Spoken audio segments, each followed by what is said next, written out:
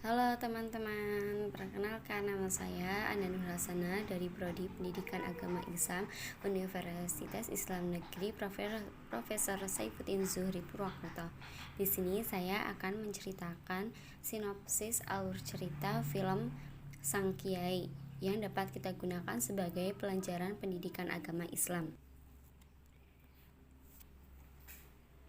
Kiai Hashim Asy'ari adalah salah satu tokoh Islam yang sangat disegani dan merupakan pendiri organisasi terbesar di Indonesia, yaitu Nahdlatul Ulama. Di kalangan Nahdlatul Ulama dan Kiai dijuluki sebagai Hadratus Syekh yang berarti Maha Guru. Kiai memiliki sebuah pesantren yang dia dirikan pada tahun 1899 bernama Pesantren Tebu Ireng yang terletak di Jombang, Jawa Timur. Pada tahun 1942, Jepang berhasil mengusir Belanda dari Indonesia, tapi ternyata dijajah oleh Jepang tidak lebih baik dari dijajah Belanda. Jepang melarang bendera merah putih, melarang lagu Indonesia Raya, dan memaksa rakyat Indonesia melakukan sekre. Di pesantren Tebu Ireng, para pengurus termasuk Wahid satu putra Kiai Hashim Asy'ari sedang cemas karena Jepang mulai menangkap para kiai dan sebentar lagi akan sampai di Jombang. Di tengah pembicaraan itu muncul sosok anak kecil yang sedang berlari dan dia adalah Abdul Rahman Wahid atau yang biasa dipanggil Gus Dur, anaknya Wahid Hasyim. Namun berbeda dengan mereka, kiai sama sekali tidak cemas karena sudah seharusnya mereka menentang segala hal yang sebagai umat Islam tidak sesuai dengan akidah, termasuk menyembah dewa matahari dan kaisar Jepang. Singkat cerita, pasukan Jepang mendatangi Tebu Ireng dan menangkapi para santri dengan tembakan senjata mesinnya. Mereka menangkap Kiai Hashim Asy'ari karena tetap menolak menjalankan sekre dan dituduh sebagai penggerak peristiwa Cukray.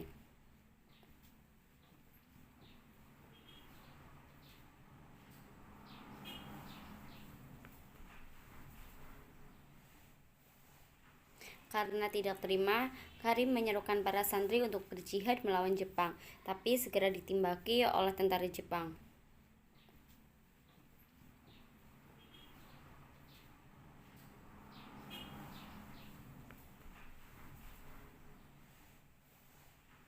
Pada akhirnya Kiai mengalah dan bersedia ditangkap karena Jepang mengancam akan membakar dan membunuh santri-santrinya. Setelah penangkapan Kiai Wahid Hasyim meningkatkan keamanan di Tebu Ireng dan dia mengungsikan pupunya yaitu istrinya Kiai beserta keluarganya untuk sementara waktu di tempat lain. Harun dan Hamud berhasil membuntuti pasukan Jepang sampai di gang tahanan dan menyusup ke dalam untuk mencari Kiai. Saat itu Kiai yang ditemani oleh Solihin juga baru sampai dan begitu terkejut melihat seorang tahanan habis disiksa. Kemudian Kiai disuruh menandatangani surat pernyataan bahwa dia terlibat dalam peristiwa Cukir dan bersedia untuk melakukan sekrai. Tapi Kiai menolaknya dan menyangkal tuduhan tersebut. Kiai bahkan bersedia untuk disiksa daripada melanggar akidah dengan menyembah selain Allah. Dan saat mendengar suara azan, Kiai tanpa takut meninggalkan ruangan itu untuk melaksanakan sholat.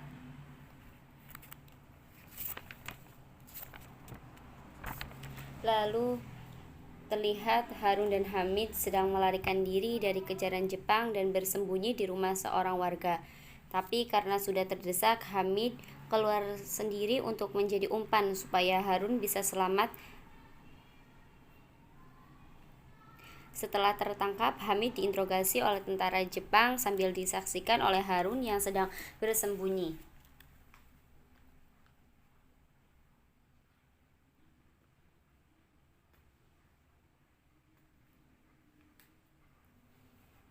Dan begitu tahu Hamid Satri Tebu Ireng, tentara Jepang pun membunuhnya.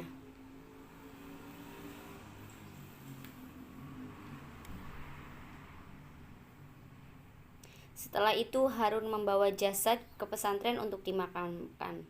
Dan dengan gonte dia menuju ke rumah Sari, wanita yang ia cintai untuk curhat. Betapa pengecutnya dirinya yang memilih untuk bersembunyi daripada mati bersama Hamid.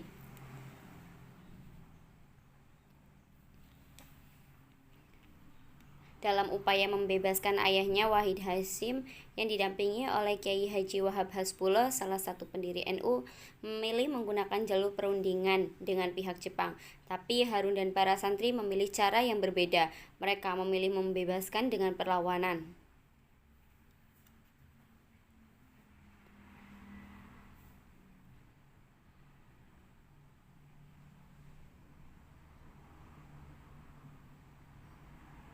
Dan ketika Pak Kiai dipaksa untuk melakukan sakrai, para santri mendobrak gerbang yang dipimpin oleh Harun. Mengetahui itu, pihak Jepang dengan sengaja menyiksa Pak Kiai sampai jari tangannya patah dan menyiarkan suaranya kepada para santri. Karena terprovokasi kepada para santri hampir mendobrak pintu camp sebelum tentara Jepang membunuh sebagian dari mereka agar mau bubar. Tidak mau kejadian itu terulang, Wahid membimbing para santri untuk melakukan aksi damai dengan menyenandungkan sholawat Nabi di depan camp. Tapi Jepang malah meresponnya dengan memindahkan Kiai ke penjara Mojokerto. Namun lagi-lagi para santri menungguni penjara di sana sambil terus bersolawat dengan harapan Kiai akan dibebaskan. Di sisi lain, Harun yang berbeda pandangan memilih untuk bergabung bersama tentara. Mereka bergerilya dalam hutan dan mencegat pasukan Jepang yang sedang melintas.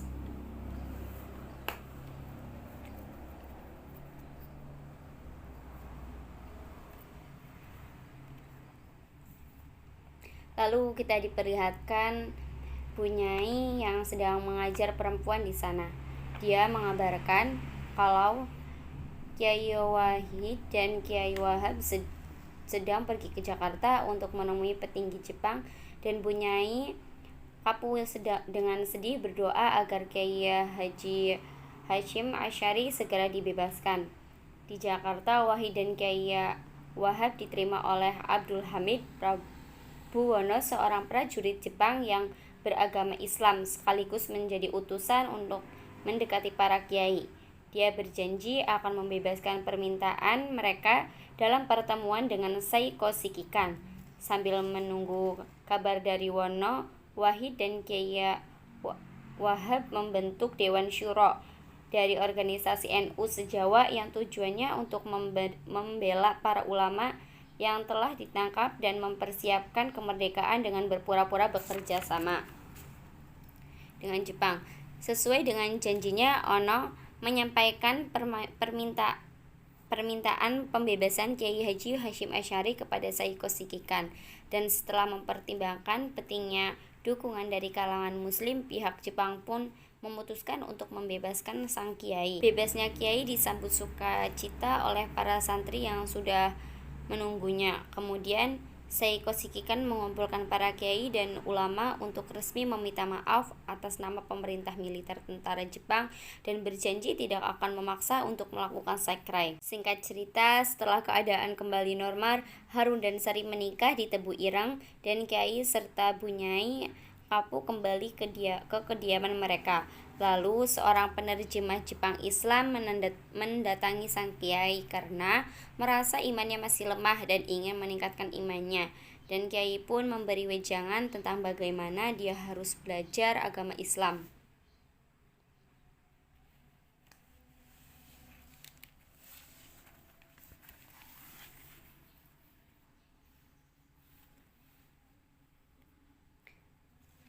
Lalu kita diperlihatkan dengan pertemuan politik antara organisasi Masyumi dengan negara Jepang, di mana Jepang meminta hasil bumi dilipat gandakan dan oleh Kiai Wahid untuk dituruti saja, dengan catatan jangan sampai ada penyelewengan di dalamnya. Karena kalau ada unsur korupsi, hal itu akan menjadi haram dan wajib ditolak. Untuk memuluskan rencana itu, Jepang menyuruh Masyumi agar melakukan propaganda tentang melipat gandakan hasil bumi di setiap khutbah sholat Jumat agar para rakyat mudah nurut. Setelah permintaan Jepang itu terbit di majalah seorang Muslim Indonesia, Harun mendatangi Kiai karena hal itu sangat membebani rakyat dan Masyumi terkesan berpihak kepada Jepang.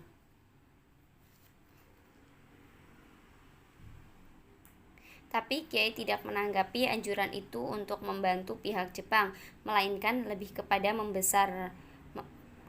pembesar-pembesar yang hadir. Namun karena kebijakan itu mulai terasa sampai persediaan padi di pesantren mulai kosong, Harun pun memberanikan diri memohon kepada sang kiai, dan ternyata respon Harun membuat sang kiai bersedih dan serba salah karena niatnya hanya ingin melindungi berbagai umat, dan kemudian tak lama banyak yang memberontak karena kebijakan ini sudah menyengsarakan rakyat termasuk Harun yang spontan menggerakkan rakyat di pasar. Setelah itu Harun yang sudah kehilangan kepercayaan kepada kiai akhirnya pergi dari pesantren walaupun sudah dicegah oleh Sari, tetapi keputusannya sudah bulat. Apalagi mengetahui Kiai Mustafa yang menggerakkan pemberontakan telah dieksekusi mati oleh Jepang. Dan tanpa dia sadari bahwa kepergiannya dilihat oleh sang kiai dari kejauhan. Akibat tekanan hatinya semakin besar, Kiai pun jatuh sakit. Singkat cerita, Jepang pun memanggil Kiai Hasyim Asy'ari dan Wahid ke Jakarta kali ini. Mereka ingin memutuskan untuk membuat organisasi yang dapat menampung umat Islam dari berbagai kelompok, yang bertujuan supaya mereka bisa menguasai gerak-gerik umat Islam, dan organisasi itu bernama Sumubuh yang kelak akan menjadi Kementerian Agama RI.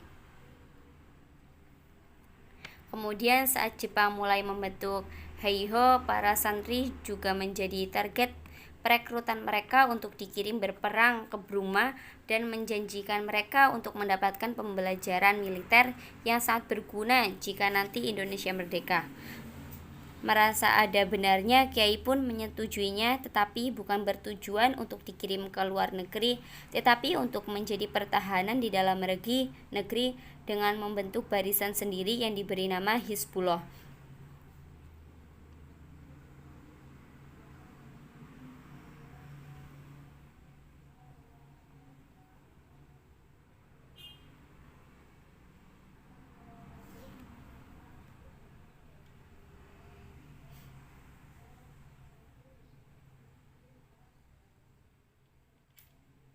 Akhirnya pada hari terakhir Jepang menyerah kepada sekutu, barisan Hizbullah malah menjadi contoh tombak para santri untuk menghancurkan Jepang.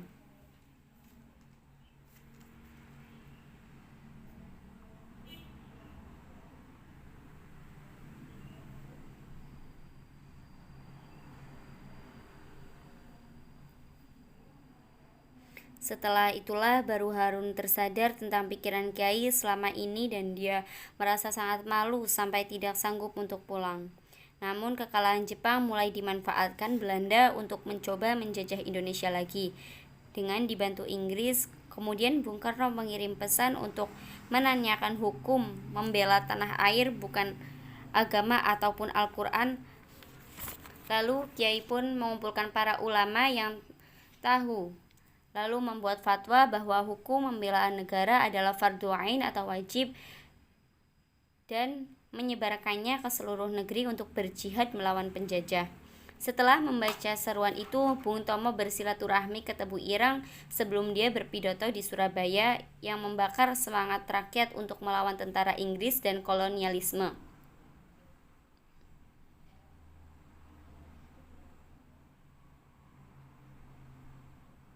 Bukan hanya pemuda Surabaya saja yang tergugah Hizbullah Jombang dan Harun pun bahkan ikut ke Surabaya, dan di hari pelepasan para santri, Harun sebenarnya sangat ingin berpamitan kepada Kiai, tapi karena rasa bersalahnya dia hanya bisa mencium sorban Kiai.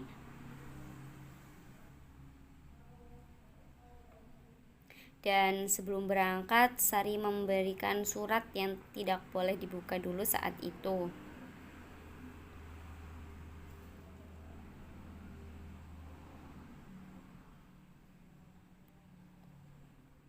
Dan kita diperlihatkan Harun dan pejuang lain sedang berjuang dengan sengit dalam sehari.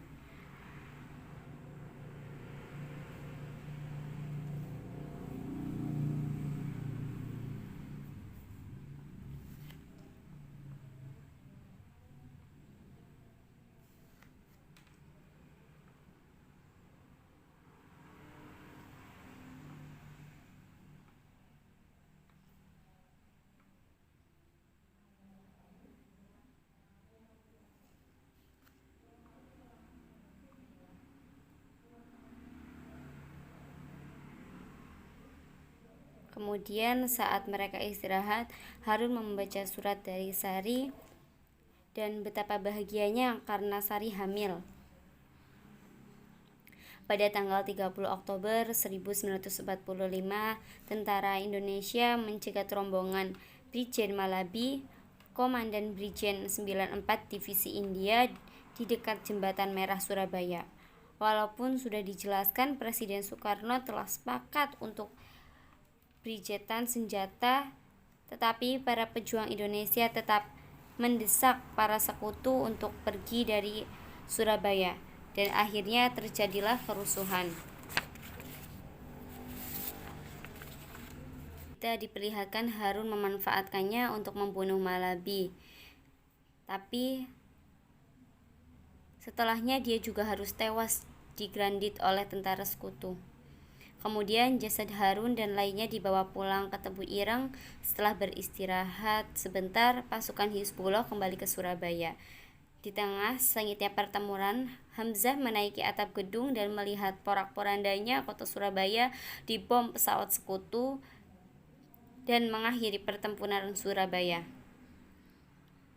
Singkat cerita, pada 21 Juli 1947, ketika Belanda mulai melancarkan agresi militer yang pertama, seorang utusan Jenderal Sudirman mendatangi Kiai untuk meminta bantuan seperti sabung atau mau datang. Tapi karena kondisinya memburuk, Kiai tidak bisa menanggapinya. Dan tidak lama kemudian Kiai Haji Hashim Asy'ari meninggal dunia.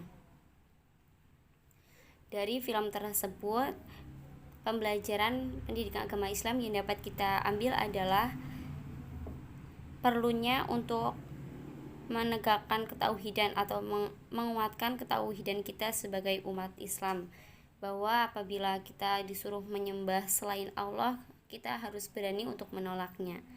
Setelah itu, betapa pentingnya juga cinta terhadap tanah air, karena cinta terhadap tanah air merupakan fardhu ain bagi setiap manusia. Dan yang terakhir adalah perlunya menghormati para guru. Sekian dari saya, kurang lebihnya mohon maaf. Terima kasih. Wassalamualaikum warahmatullahi wabarakatuh.